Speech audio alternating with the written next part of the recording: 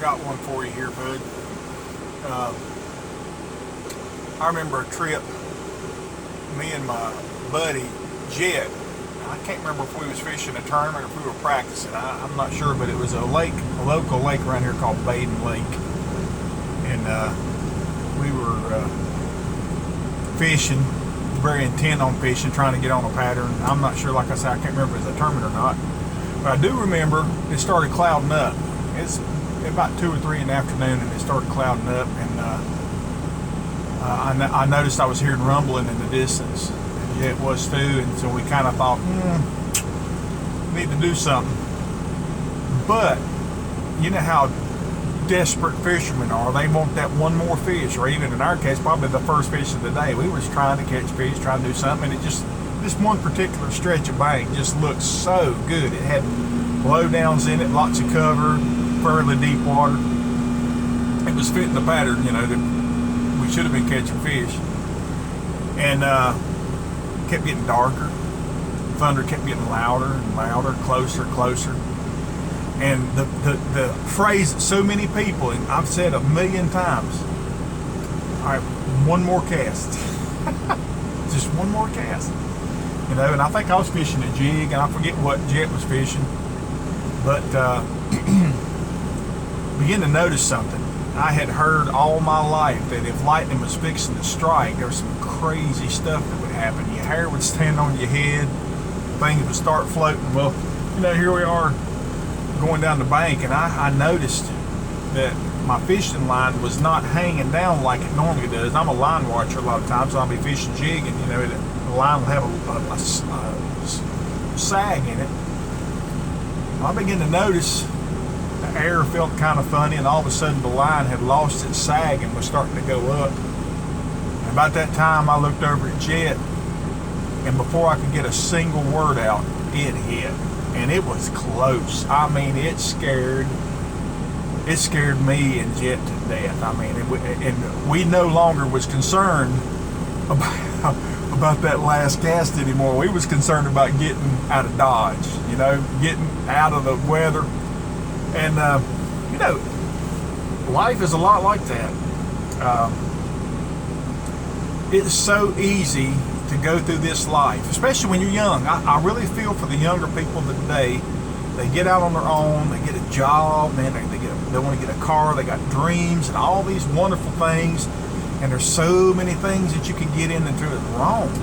And believe it or not, even the simple things in life, if you're putting them in the wrong place, if your priorities are wrong, if you're not putting the Lord first, if you really are not one of His children, you know, you're going to be in trouble when the time comes. Don't go through life.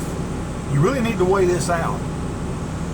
There's so many things. Well, Lord, don't come back because I want to get my driver's license first. So, Lord, please don't come back yet because I want to get married. There's so many things I want to do before you come back. And I have to say, I'm 56 years old. I've done it all. Me and a guy was talking this morning. Come on back, Lord. I don't like the stop sign I see at the end of the light. But really, none of it is worth it. You talk to anybody that's lived a while and they've had their license, they've had a marriage, they've had all the things that life, and especially in America, could give. You still find out there's a lot of it just leaves you empty. You know, I'm telling you, putting God first. First of all, realizing He's God. And honestly, you don't just wait one more cast, one more thing. I want to do this, that.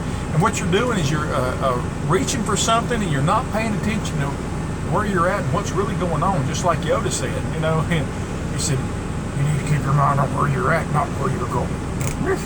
You know. But honestly, I just want to say that, you know, there is a God.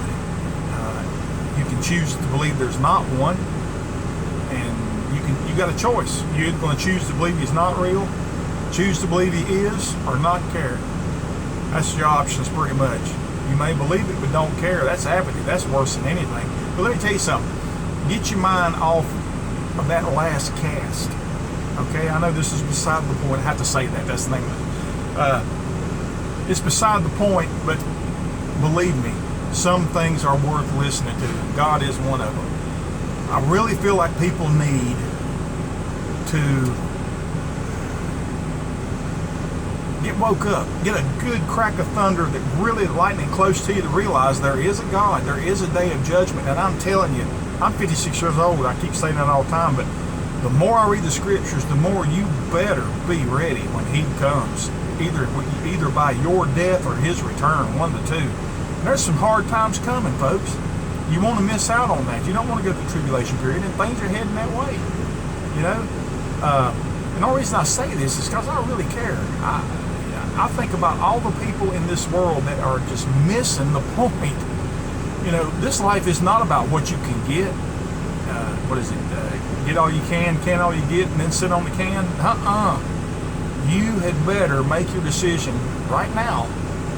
Look at the Bible. Is there a God? Is he real? Is the scripture different from any other writing? If you believe there's another God, you know, search the scriptures of the Bible, see how accurate they are. So anyway, this is Daryl Fulk, but that's beside the point.